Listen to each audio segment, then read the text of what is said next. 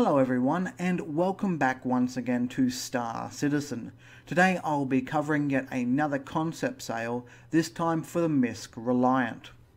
So the Reliant is the first Tier 2 starter ship to go on sale, and so you're probably asking, well, what's the difference between a Tier 1 starter ship and a Tier 2? Well, the answer is kind of vague because we haven't been given much information regarding the different tier levels, but if I was to take a guess, I would say it probably revolves around the ship's abilities and equipment to decide what tier they end up being in.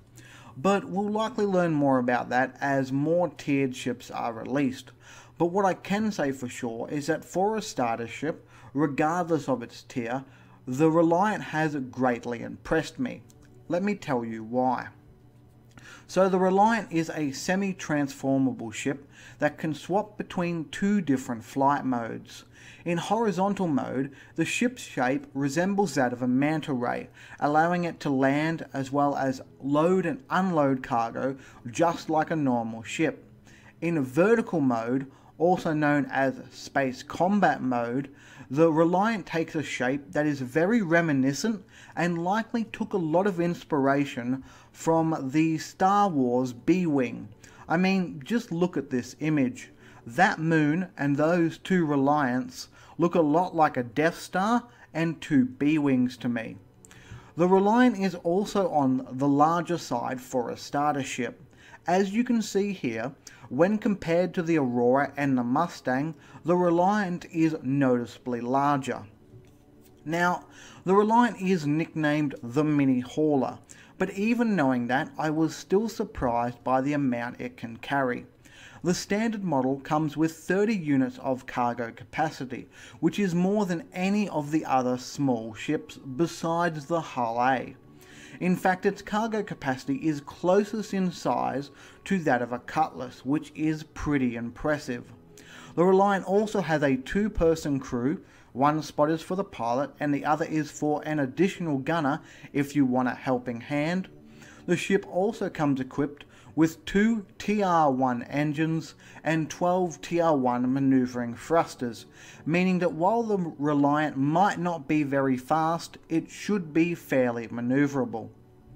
For weapons, it comes equipped with two size 1 M3A laser cannons, a size 2 tractor beam, and two size 1 task force missiles, which overall is more weapons than most of the other starter or entry level ships have.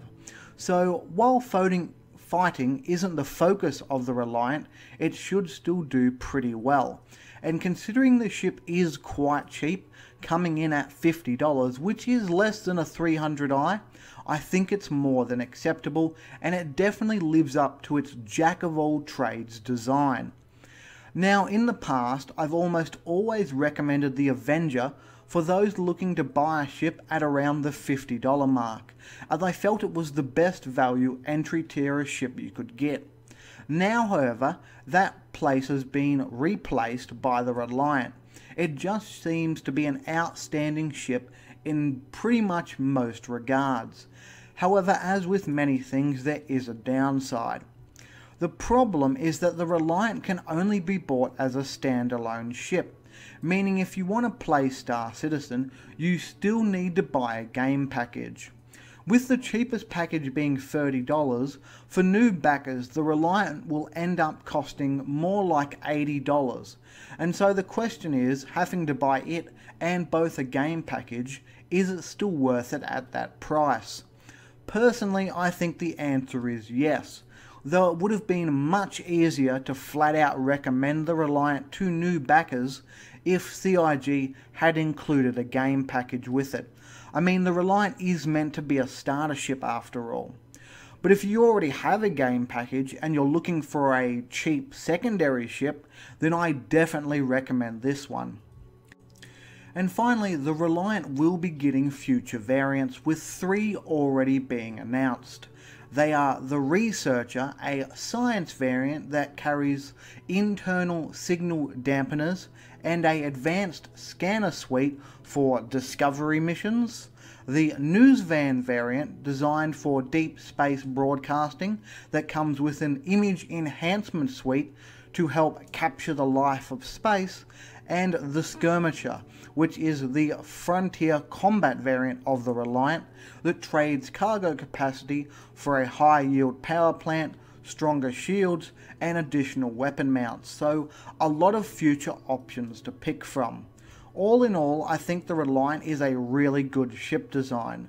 Like with the Hull series, I'm happy to see CIG branching out into different styles of ship development, and I hope to see more like this in the future. So as always, to everyone, thanks for watching, and I hope you all have a good day.